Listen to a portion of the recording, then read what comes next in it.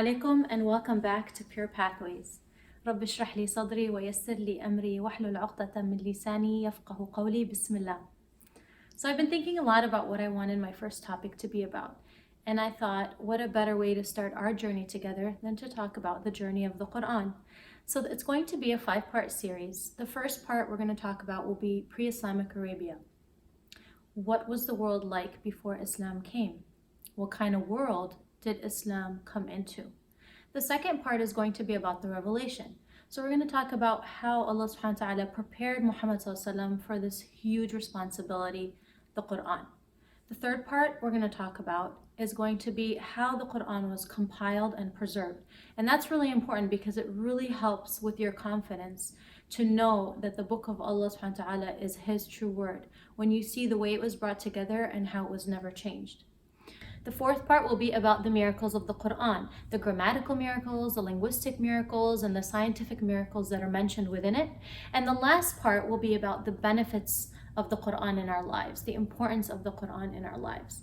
So inshallah, my goal is that by the time we finish all these 5 sections, that we'll have a better understanding of how amazing this book of Allah subhanahu wa ta'ala really is. So let's begin. What did the Arabian Peninsula look like during the beginning of the 6th century before Muhammad was sent as a prophet and before the Quran came down to mankind? During that era, there were 2 main world powers. Those were the Persian Empire and the Roman Empire. Now, there was a lot of oppression that went on because for centuries, these 2 major powers had been fighting each other for land acquirement and for power.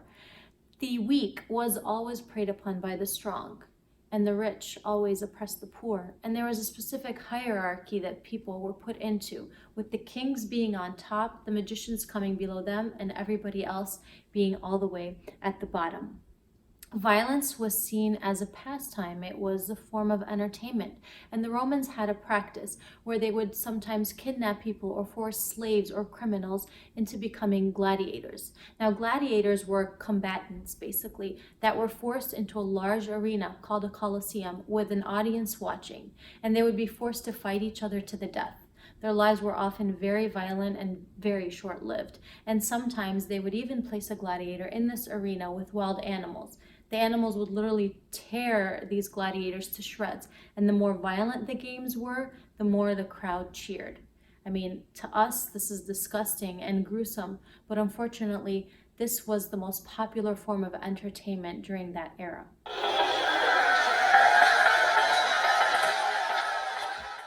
So sandwiched between these 2 great empires was Arabia. And what was Arabia like at the time? Well, it was a very hot desert. Not that much water or agriculture to speak of. And none of the empires were really interested in conquering this land, especially because this was a pre-oil world. There was really no value in it. And Arabia was pretty much left on its own. And unfortunately, in Arabia, there was a lot of chaos because there was no form of government. And so tribalism was the only type of authority that people recognized. If you were part of a strong tribe, then you were the one to survive. Unfortunately, anytime a crime was committed, the tribal members would take the law into their own hands, and this resulted in centuries and centuries of wars with one another. Vengeance wars, vendettas really took over.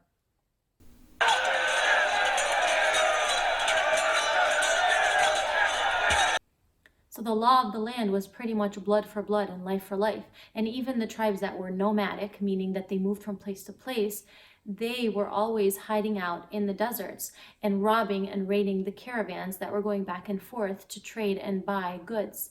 Unfortunately, again, because there's no government, they were never held responsible for their actions. Basically, war, hunger, and malnutrition became the constant institutions in Arabia. So let's look at the social ills now. What kind of social system was in place in Arabia? Well, stealing from the orphans and widows was pretty popular. Enslaving people who were weaker and poorer than you was also very popular. I mean, slaves were bought and sold and traded in the marketplace as if they were animals. And oftentimes, people treated their animals better than they treated their slaves. So now let's look at the religious backdrop of Arabia. First of all, it's important to recognize that we call the time prior to Islam the time of Jahiliyyah. And Jahiliyyah means the time of ignorance. Why? Basically because the practices and the beliefs of the Arabs during that time were pretty much ignorant practices. And so during the time of the Jahiliyyah, most of the Arabs were pagans, meaning idol worshippers, but there were also some Christians and Jews. Now, I'm sure all of you, especially those who have been in Islamic schools or have been to any kind of halaqat or watched any kind of Islamic videos, know that most of the Arabs were idol worshippers. But let's talk about how idol worshipping actually started. Now, we get this information from the Quran, from Surah Nuh, that Nuh alayhi salam's people were the first people to invent idol worshipping. And how did this happen? It basically happened kind of by accident. So there were 5 pious men who lived in the village of Nuh alayhi salam. And when those 5 pious men died, the people in the village decided, well, we want to commemorate them and remember them. So let's go ahead and build some statues of them and put them in the common marketplace so that every time we walk by these statues, we'll remember their piety and we'll be inspired to be like these men. These men were what? Suwa, Yaghuth, Ya'uq, and Nasr, as mentioned here in Surah Nuh. So over time, with the generations, people forgot why those statues were there. And instead of just them being a way to commemorate those righteous men, some people actually started to put money in front of these statues or sacrificing things in front of these statues. And then over time started to worship them. And that's how idol worshiping started. So about 2,000 years before Muhammad ﷺ came, of course, Prophet Ibrahim alayhi salam and his son built the Kaaba, and they preached, of course, what? Tawheed, right? And so Tawheed is just the worship of one Allah subhanahu wa ta'ala and not associating partners with him. But over time, people started to forget the concept of Tawheed. And about 1,500 years later, which is 500 years before Muhammad ﷺ came, idol worshipping actually came back to the Arabian Peninsula. Who brought idol worshipping with him to Arabia? There was a short time period where the tribe of Quraysh, Muhammad ﷺ's tribe, lost control over Mecca. And another tribe called the tribe of Khuza'a was the one in charge of Mecca. Now during this period, the leader of that tribe, his name was Amr ibn Luhay. Now this man, he traveled to Syria. When he went to Syria, he saw a very strong civilization there, people that were very tall and powerful. They had great architecture, they had tall buildings, they had art, they had so much that Amr was just intrigued by them, and these people were called Al-Amaliq. So when he saw these people, he asked them, where did you get all this power from and glory from? And they told him, well, it's because of our idols. And so he looked and he saw that they were idol worshippers. And so Amr, seeing this, thought, well, then these people must be on the straight path if these idols have given them so much power. And he asked to take back one of the idols with him to Arabia. So they gave him a god, or we should say goddess, named Hubal. Hubal later becomes the greatest god of the tribe of Quraysh. So he took back Hubal, and this is how idol worshipping came back to Arabia. Generation after generation, the concept of Tawheed became diluted and ignorance came in, and idol worshipping became the norm.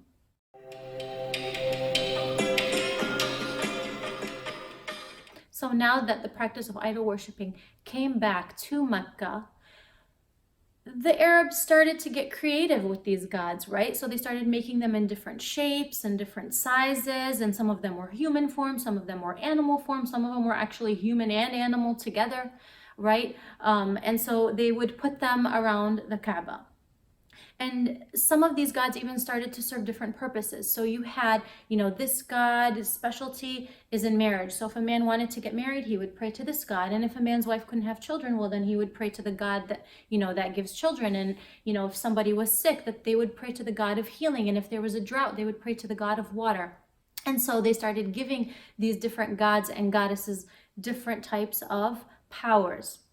Right? And of course, this is complete shirk, and we've moved so far away from the concept of La ilaha illallah. Another thing that we would find as being funny, but it's kind of sad at the same time, is that they actually started making travel-sized gods. Believe it or not, They thought, well, when we're near the Kaaba and we're with our gods, that's great and dandy. I mean, they're protecting us and they're taking care of our needs. But what happens when we move away from the Kaaba? What happens when we are traveling on a journey? Who's going to protect us on this journey? Well, we need to take our gods with us on the journey. So let's create tiny mini travel-sized gods that we can put with us on our caravans, and then they can protect us, which of course to us is a ridiculous concept. I mean, what makes a god, subhanahu wa ta'ala, is that he's with you wherever you are and he protects you wherever you are. But anyway, even Umar ibn al-Khattab radiallahu anhu, later on when he becomes a Muslim, he kind of laughs at himself and remembers that, oh my gosh, in the days of Jahiliyyah,